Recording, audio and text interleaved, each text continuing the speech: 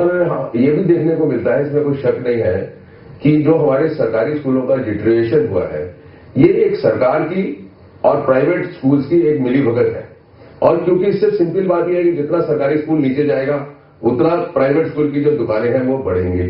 मुझे लगता है एक बहुत सीरियस इशू है और इसको जनता महसूस कर रही है, आवाज भी उठा रही है और कहीं सरकार के कानों में भी कहीं ये पहुंच रही है कि अब जल्दी ही आपको कोई समानता का जो है ना रूप दिखाना पड़ेगा एजुकेशन के अंदर। समानता का दर्जा बिल्कुल लाना पड़ेगा जी, जरूरी बात है। और इसके अंदर क्योंकि पहले हमारे यहाँ ये था कि जो कमांडिंग हाइट्स ऑफ इकोनॉमी है वो सारी गवर्नमेंट सेक्टर में थी, लेकिन फिर ग्लोबलाइजेशन, प्राइवेटाइजेशन और इकोनॉमी को ओपन किया और प्राइवेट स्कूलों को, और ये माना गया कि जो भी प्राइवेट सेक्टर है उनके अंदर क्वालिटी बेटर है। जैसे अशोक जी ने भी कहा, कुछ पता नहीं क्यों ऐसे होता है। और अगर आपकी बात ठीक है और अगर गवर्नमेंट और सब्जेक्ट का स्तर अगर ऊंचा हो जाए तो प्राइवेट स्कूल वाले अपने आप फेड आउट हो जाएंगे। कहीं ना कहीं बिल्कुल शिक्षा के स्तर को बढ़ाने की बात करते हैं, टोटलिटी के अंदर देखना पड़ेगा। बिल्कुल कुछ स्कूलों ने बहुत से दिशा निर्देशों को अनदेखा भी किया जिस पर कार्यवाही भी हुई और बहुत से लोगों की शिकायत ये भी रही कि एडमिशन गाइडलाइंस आने में काफी समय लगाया गया और फॉर्म जमा करने में अभिभावकों के पास कम समय था। वहीं हर बार की तरह दाखिले की उम्र भी बनी बहुत बड़ी माथापच्ची और सिंगल चाइल्ड के एडमिशन को लेकर भी काफी सारी दिक्कतें रही। बहुत से पेरेंट्स का ये मानना रहा कि हर बार की तरह इस तरह के नियमों में बदलाव ठीक नहीं है। एडमिशन को लेकर अब हमेशा के लिए कुछ मानक जरूर तय कर लेने चाहिए ताकि ये सुनिश्चित हो जाए कि सभी स्कूल उन दिशा निर्देशों को मानेंगे ताकि जो 3 और 4 साल के बच्चे का सवाल रहा वो आगे उन लोगों को ना फेस करना पड़े। आगे होता है एक छोटी सी ब्रेक के बाद आपको ये कहा में आपका एक बार फिर स्वागत है। सवालों का दौर जारी है, आइए लेते हैं अगला सवाल। पूछे आप अपना सवाल। मेरा प्रश्न बेरनेवल सर से है।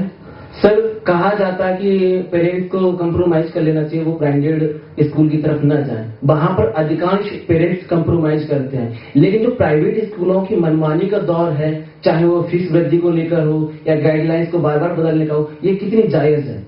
राइट टू एजुकेशन एक्ट जो बना है उसके तहत जो गाइडलाइंस दिए गए हैं, गाइडलाइंस इस तरह से दिए हुए हैं और थोड़ा सा फ्रीडम दिया गया है। अभी जो नए गाइडलाइंस आए हुए हैं उसमें प्राइवेट स्कूलों को या सभी स्कूलों को फ्रीडम दिया गया है वो क्राइटेरिया अपना डिसाइड करें, जिसमें सिबलिंग हो, गर्ल चाइल्ड है, नेबरहुड है, ये बाकी ये क्राइटेरिया डिसाइड करें।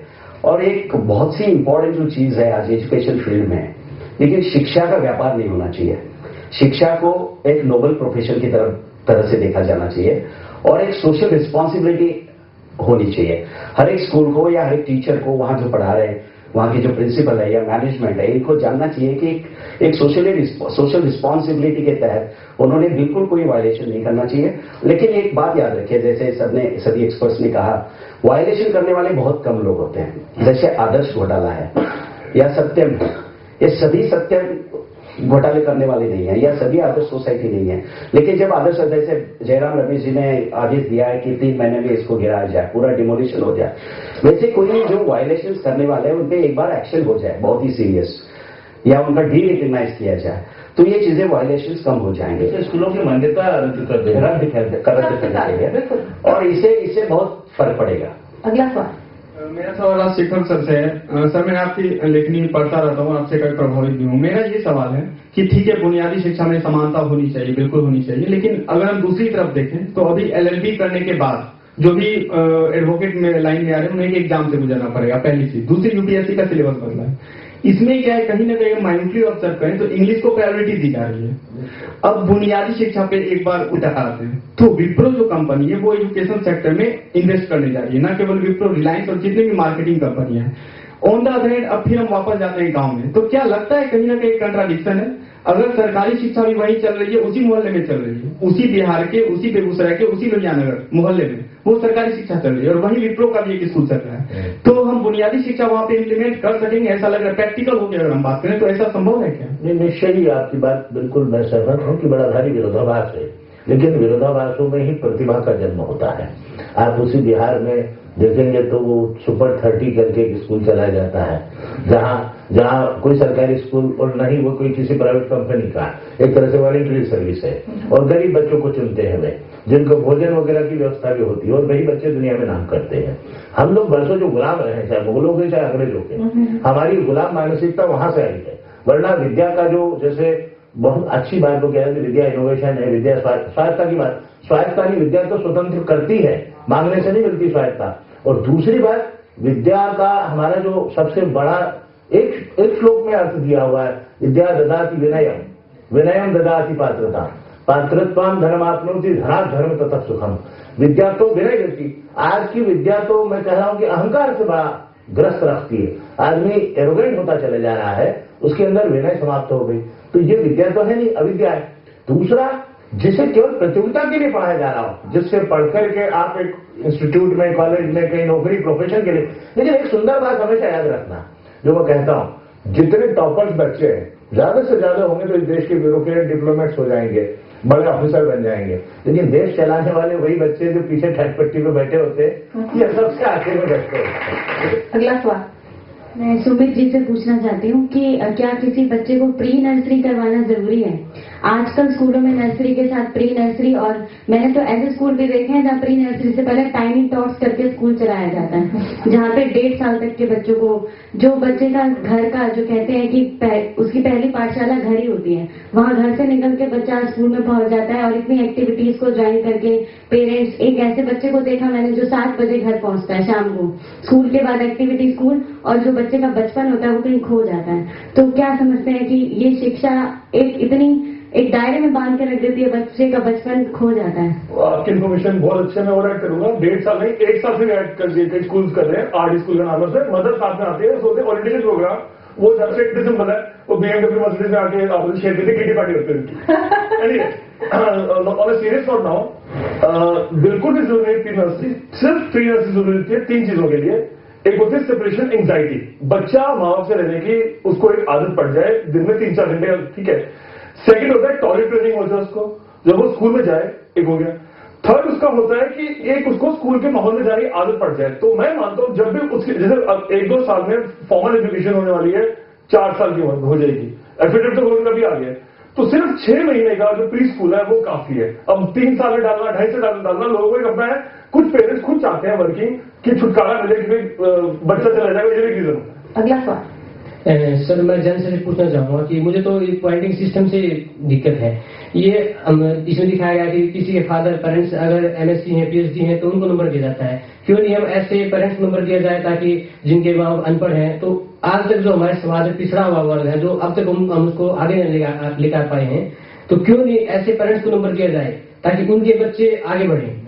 अगर हम उन्हीं पेरेंट्स को नंबर देंगे जिनके ऑलरेडी PhD हैं, तो उनको क्या, वो तो अपने बच्चों को अच्छी तरह गाइड कर पाएंगे। नहीं, सबके लिए शिक्षा होनी चाहिए। और जो 3 चीजें हैं, पेरेंट की इनकम, पेरेंट की क्वालिफिकेशन, पेरेंट का प्रोफेशन, इन चीजों के पॉइंट्स जो है वो नहीं देने चाहिए। ये बिल्कुल क्लियर है और ये हमारा स्टैंड है कि इन चीजों के पॉइंट्स नहीं देने चाहिए। लेकिन जो नजदीक बच्चे रहते हैं, जो बच्चे ऑलरेडी हमारे पास पढ़ रहे हैं, उनके सगे भाई बहन, क्योंकि अगर एक बच्चा हमारे यहाँ पढ़ रहा है, एक दूसरे स्कूल में जाए, उनकी भी एक डिफिकल्टीज आती हैं, उनको भी ध्यान में रखते हुए इस तरह की चीजों का। फिर कुछ स्कूल जो हैं वो भाषा के हिसाब से या किसी उनकी एक विशेष कुछ रिक्वायरमेंट्स होती होंगी, तो उनके अंदर, लेकिन अशोक अग्रवाल जी की बात ठीक है कि भी एक बच्चे और दूसरे बच्चे के अंदर भेद ना करें, और उसके अंदर पॉइंट सिस्टम को खत्म करने के बाद जो ऑल्टरनेटिव है वो हमारे पास सिर्फ लॉटरी का बस्ता है। और इसके अंदर जो डिबेट हुई है मनोवैज्ञानिकों के बीच में और काफी सारे लोगों के बीच में, वो डिबेट करने के बाद ही ये पक्ष है, इसके अंदर कोई फाइनलिटी नहीं होती है कि भाई लॉटरी सिस्टम अच्छा है या पॉइंट सिस्टम अच्छा है।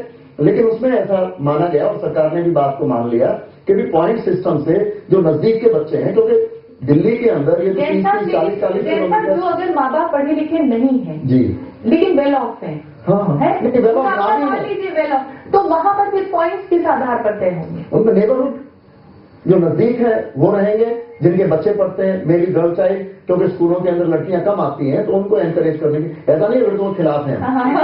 तो मेरा भी जैसा है, जैसा ये बताओ आप सही में कि आप माँ बाप को दाखिला देते हो या बच्चों को दाखिला देते हो? बच्चों को दाखिला दे रहे हैं, और बच्चों को भी दाखिला जो है वो उसका जो कंप्यूटर है वो दाखिला देता है। और अगर कंप्यूटर के अंदर अगर आप बच्चों को ईमानदारी से दे रहे हैं तो माँ बाप की डिटेल्स में क्यों जा रहे हैं?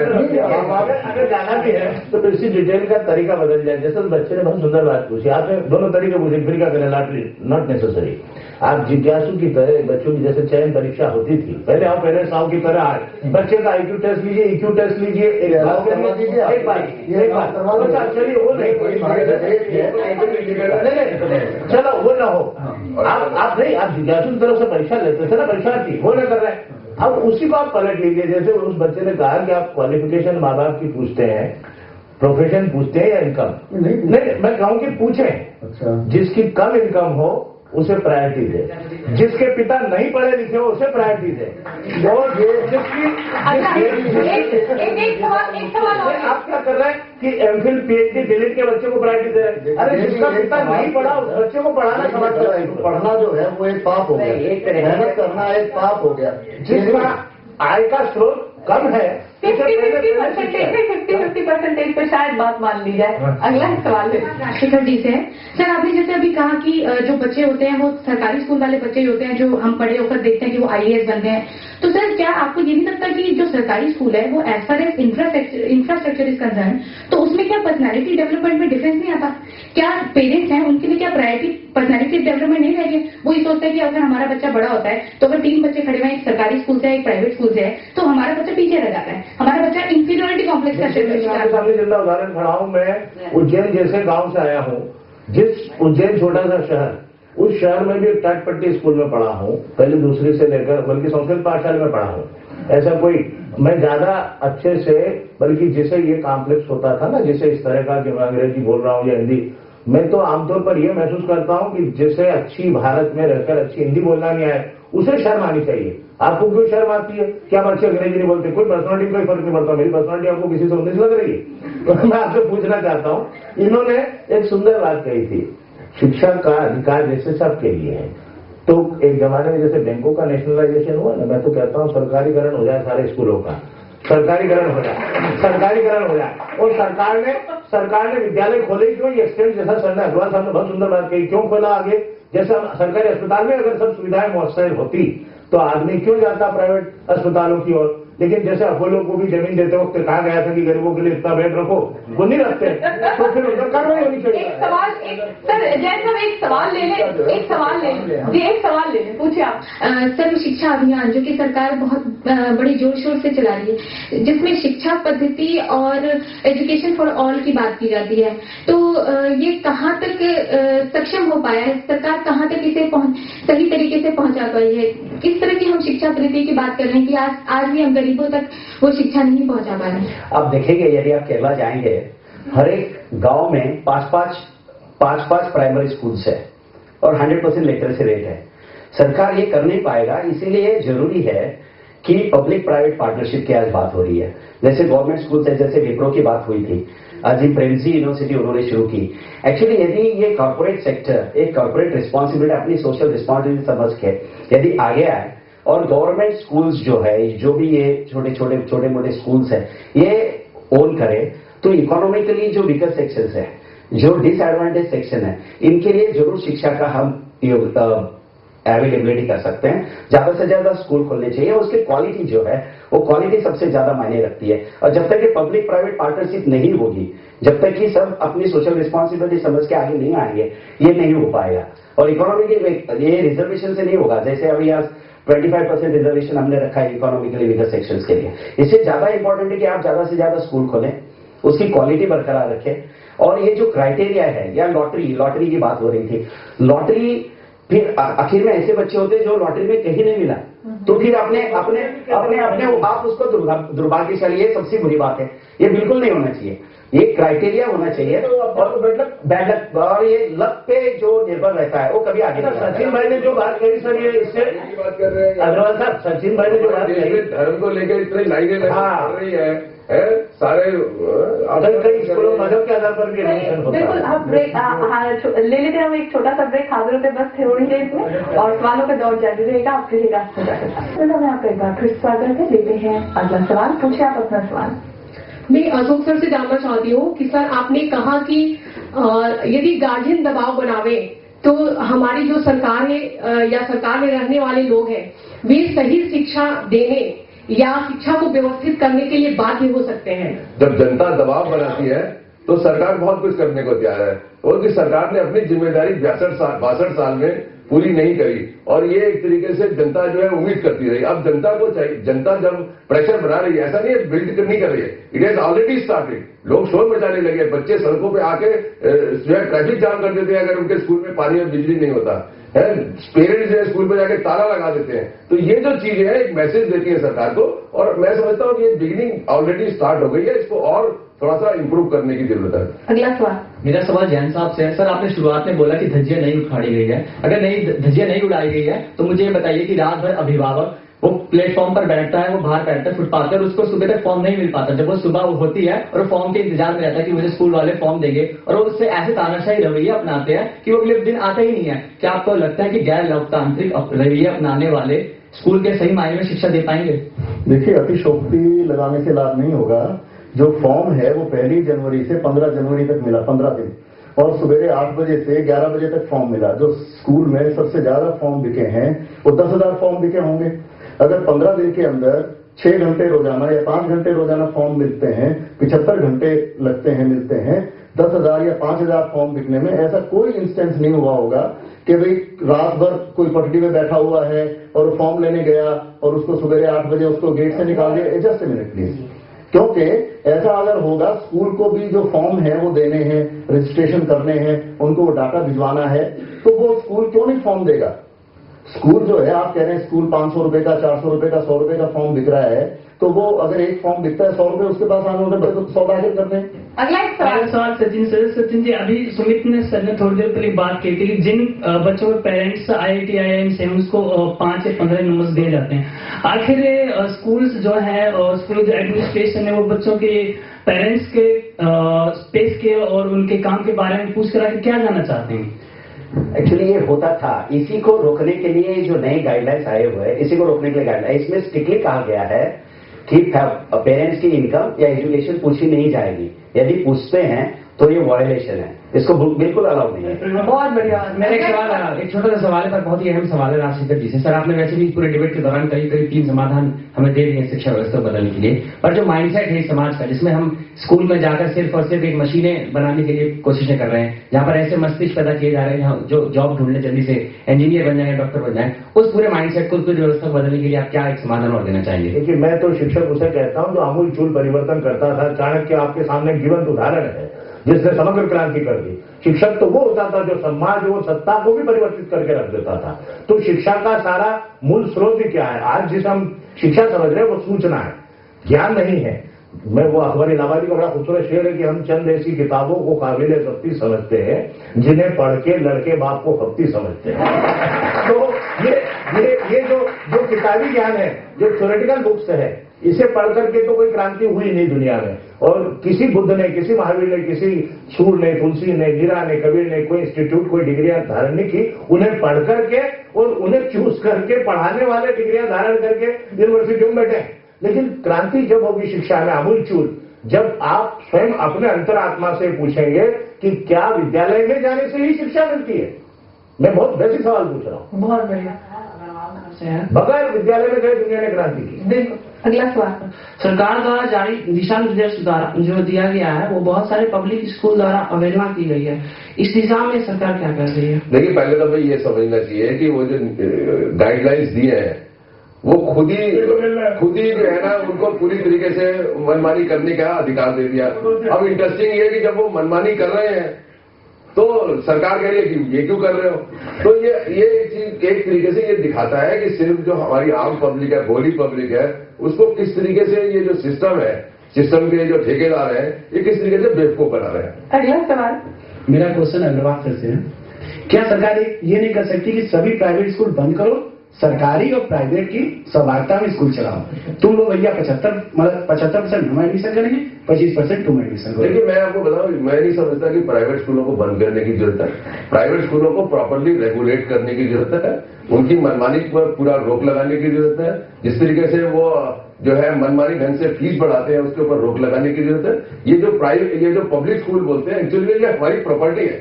हमें इसको इस्तेमाल करना चाहिए जनरल गुड के लिए, अपने बच्चों के लिए। अभी 25% हमारे जा रहे हैं, हो सकता है जल्दी जो है 50% में, हो सकता है कि 100% हमारे बच्चे जो है सरकार के खर्चे पर प्राइवेट स्कूल में पढ़े। वो स्थिति हमें लाने की जरूरत है, जिसमें आम जनता को, आम बच्चे को जो है एक अच्छी और क्वालिटी एजुकेशन मिले। आपने वही सोचा कि डीओ एक स्ट्रिक्ट गाइडलाइन देता है स्कूल को दिल्ली में, क्या हमें ये पॉइंट सिस्टम रखना है तो प्रॉब्लम ही नहीं आती, क्यों नहीं दिया गया? क्वालिटी एजुकेशन सबको ही मिलनी चाहिए, सिर्फ प्राइवेट स्कूलों में नहीं, सरकारी स्कूलों में। बहुत अच्छा सवाल उठाया था। आगे बढ़कर अग्रवाल साहब जो कह रहे हैं उससे और आगे निकल जाए तो मुझे बच्चों को क्लास में मैं जब अपने पाठ्यक्रम की किताब पढ़ाता था तो एक पाठ पढ़कर बड़ा दुख हुआ कि भारत कभी फुटबॉल वर्ल्ड कप में नहीं गया चुन्नी गोस्वामी या उनके बाद 56 के बाद, क्योंकि उनके पास जूते पहनने को नहीं थे और ये कोर्स बुक में पढ़ाया जाता 10th बोर्ड में।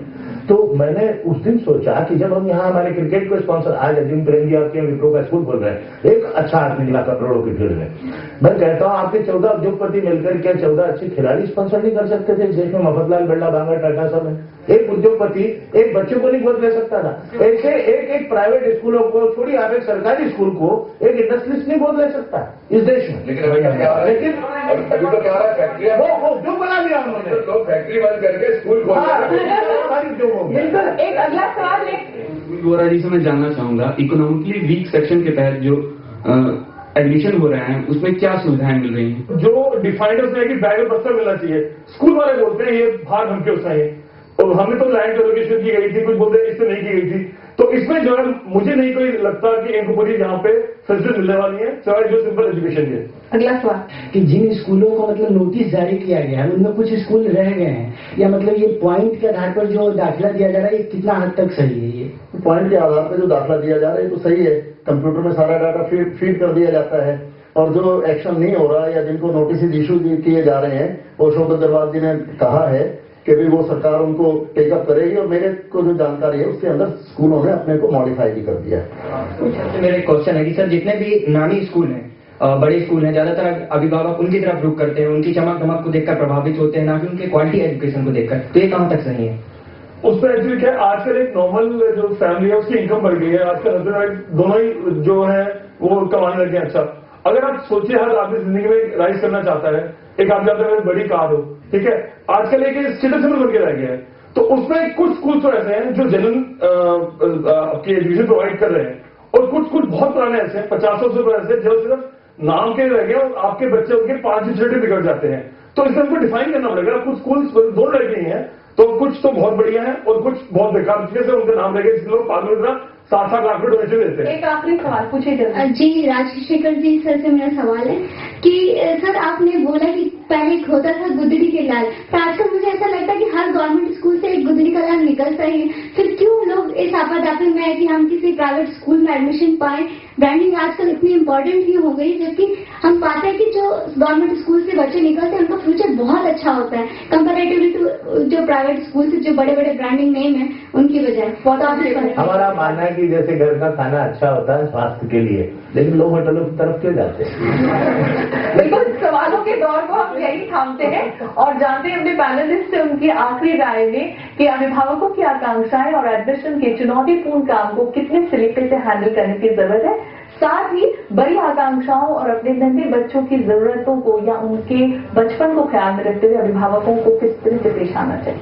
थोड़ा सा अभिभावक को अपना जो एक्सपेक्टेशन कम भी करनी चाहिए, और इसके अलावा वो जिस दौड़ में लगे हुए हैं वो एटलीस्ट ये जाने कि रिजल्ट क्या है और वहां से बच्चा प्रोडक्ट निकलेगा तो कहां पे जाएगा। जो रियलिटी है समाज की वो ये है कि हम सब अच्छा जीवन व्यतीत करना चाहते हैं भौतिकवाद में, और जो भी नए संसार में चीजें हो रही हैं, और शिक्षा जो है वो एक कैपिटल इंटेंसिव है। जैसे ई बुक की बात की, कंप्यूटर्स की, उसमें सब में पैसे लगते हैं। तो सरकार अपने स्कूलों का भी सुधार करे, तो प्राइवेट स्कूलों को रेगुलेशन भी करे, और जो गलत कर रहे हैं उनको they should be taken to task. तो उससे जो है सारा सिस्टम जो है वो बेटर होगा, लेकिन टोटलिटी के अंदर क्वालिटी को इम्प्रूव करने की बहुत बड़ी जरूरत है। लेकिन ये कहा जा रहा है कि लोग जो है ना बड़े नाम के स्कूलों के पीछे भाग रहे हैं। मेरा अपना समझ ये है कि वो बहुत निग्लिजिबल नंबर है। हमारे देश में चाहे जो पेरेंट है वो गरीब है या अनपढ़ है, वो बहुत समझदार है। अपने बच्चे को किस स्कूल में डालना है, कहाँ उसको अच्छी एजुकेशन मिलेगी, उनको पता है। अगर हम अपने सरकारी स्कूलों को बहुत अच्छे स्कूल बना लें, आज भी सरकारी स्कूलों में केंद्रीय विद्यालय सैनिक स्कूल, इस तरीके के स्कूल्स हैं जहां बड़े बड़े मतलब अच्छे फैमिली के बच्चे आते हैं, मतलब इस तरीके से, और उनको अच्छी एजुकेशन भी मिलती है। तो अगर हम अच्छे स्कूल बना लें तो मुझे लगता है कि ये सारी समस्याएं जो है ना हल हो सकती हैं। हमें यदि एक अच्छा इंसान बनाना है, एक चेंज जरूरी है। जैसे आज के बच्चे के लाइफ में first come school, then comes college, then comes marriage with a baby in carriage.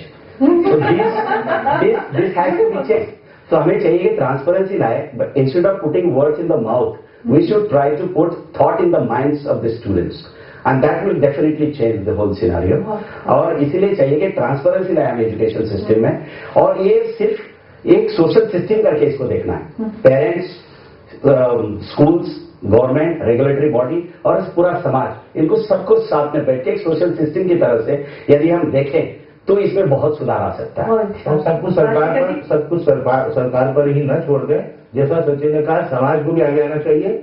समाज के उन विद्यालय को जो गरीब विद्यालय हैं, हमें लगता है सरकारी विद्यालय हैं, जितना डोनेशन करोड़ों लाखों रुपए हम इन बड़े स्कूलों को देते हैं, कुछ पैसा अगर हम अपने जेब से वहां खर्च करना शुरू करें और वहां सुविधाएं देना शुरू कर दें, कंप्यूटर से लेकर के तमाम छोटी छोटी सुविधाएं, ये समाज भी आ गया है। सारा काम सरकार पर नहीं छोड़ देना चाहिए। सरकार आती थी चुनी हुई कुछ 5-4 इक्के लोगों की सरकार होती, लेकिन देश जनता से चलता है। और जो इन्होंने बहुत महत्वपूर्ण सवाल उठाया था, मैं इस पर नोट पर खत्म करना चाहूंगा कि जैसे अगर सरकार नहीं इस तरह की बात करती तो भगत सिंह ने बहुत पहले कहा था कि जैसे आप राष्ट्रद्रोह कानून लाते हैं, अभी किसी डॉक्टर पे लगा है राष्ट्रद्रोह, ऐसे सरकार पर आप प्रजाद्रोह कानून लगा दीजिए। कहीं ना कहीं सबको मिलकर इस काम में आगे आना पड़ेगा। बिल्कुल बिल्कुल। छोटे नन्हे मासूम बच्चे, नन्ही सी आंखों में ख्वाब, खेलने कूदने के और अभिभावकों के सपने उन्हें सबसे बड़े स्कूल में डालने के। लेकिन एक सर्वे में खुलासा हुआ कि एडमिशन के प्रेशर में कई अभिभावक डिप्रेशन का शिकार तक हुए। वहीं कई जगह सिर्फ एडमिशन पाने के लिए गलत नाम और पता देने से भी वो नहीं झिझके। एक बात जो समझ से बाहर है वो ये कि स्कूल खत्म करने के बाद किसी भी कॉलेज में या कॉम्पिटिशन में आपके परसेंटेज मायने रखते हैं या स्कूल का नाम। फिर इतनी मारामारी क्यों? कितना अच्छा हो किसी भी स्कूल में दाखिले को लेकर अभिभावक शिक्षा की गुणवत्ता, एजुकेशन स्टैंडर्ड पर ज्यादा ध्यान दें, न कि सिर्फ नाम पर, तो अपने लाडलों और कुल्हारों के भविष्य में 4 चांद लगा सकने में उन्हें कोई दुश्वारी नहीं होगी। वो किसी ने क्या खूब कहा है कि तालीम के इस चमन की हिफाजत करेंगे हम, तालीम के इस चमन की हिफाजत करेंगे हम, शायद किसी कली से गुलिस्तान महक उठे। मैं अपने सभी पैनलिस्ट का बहुत बहुत शुक्रिया अदा करती हूँ कि वो यहाँ आए और इस चर्चा का हिस्सा बने। ऑडियंस का शुक्रिया कि आपने सवालों का दौर जारी रखा। आगे आ सकते हैं अस्मिता में, कीजिए हमें ईमेल, हमारा ईमेल आईडी है asmita.lsp@gmail.com। और इसी के साथ मैं समीना अस्मिता की पूरी टीम के साथ आपसे लेती हूँ इजाजत। फिर मिलेंगे एक और नए विषय के साथ।